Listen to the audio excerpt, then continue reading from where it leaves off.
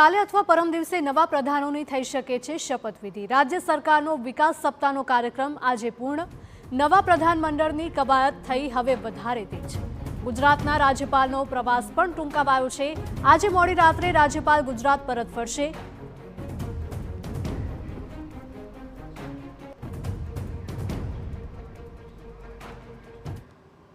અમારા political editor Kinjal Mishra live જોડાયા છે વધુ અપડેટ સાથે। કિંજલ, જણાવશો કે ખૂબ જ આ મહત્વના સમાચાર કહી શકાય, શું વધારે અપડેટ મળી રહી છે હાલમાં?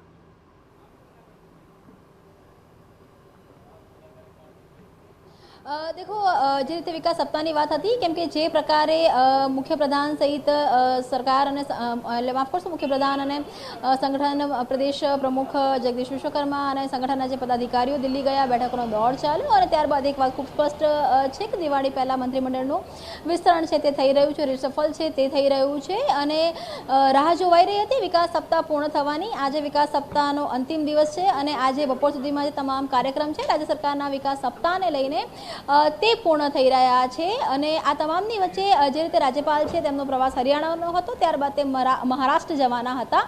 તેમનો જે પ્રવાસ છે તે ટૂંકાવવામાં આવ્યો છે અને આજે મોડી રાત્રે તે ગુજરાત પરત આવી રહ્યા છે। તો ચોક્કસ તેવું માનવામાં આવી રહ્યું છે કે દિવાળી પહેલાં મંત્રીમંડળનું વિસ્તરણ છે તે થઈ શકે છે। આગામી 2 થી 3 દિવસમાં નવા જે મંત્રીઓ છે તેની શપથવિધિ અને જે પણ મંત્રીઓને ડ્રોપ કરવાના છે તેમનું રાજીનામું છે તે લેવાઈ શકે છે। હાલાકી તમામની વચ્ચે મંત્રીઓ જે અત્યારે ગાંધીનગરમાં પણ છે અથવા તો અમદાવાદની આસપાસ છે તેમણે પણ સચિવાલયમાં આવવાનું ટાળ્યું છે। સામાન્ય રીતે બુધવારે કેબિનેટ રહેતી હોય છે પરંતુ વિકાસ સપ્તાહના કારણે આ વખતે કેબિનેટ છે તે યોજાઈ નથી, પરંતુ મંત્રીઓ કાર્યક્રમોમાં જઈ રહ્યા છે। જો કે સચિવાલયમાં કામકાજથી અળગા રહી રહ્યા છે, કામકાજમાં સચિવાલયમાં આવવાનું ટાળ્યું છે કેમ કે એક જે મેસેજ છે કે સંકેત છે તે સ્પષ્ટ છે કે દિવાળી પહેલાં રિસફલ થઈ રહ્યું છે।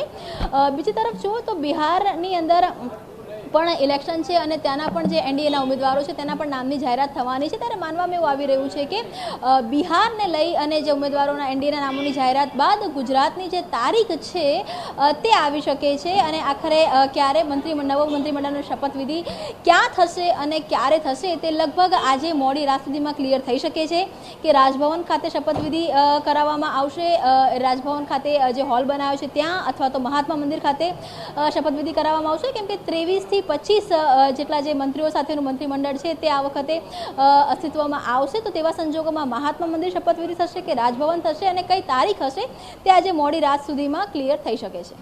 બિલકુલ કિંજલ, માહિતી બદલ આપનો આભાર।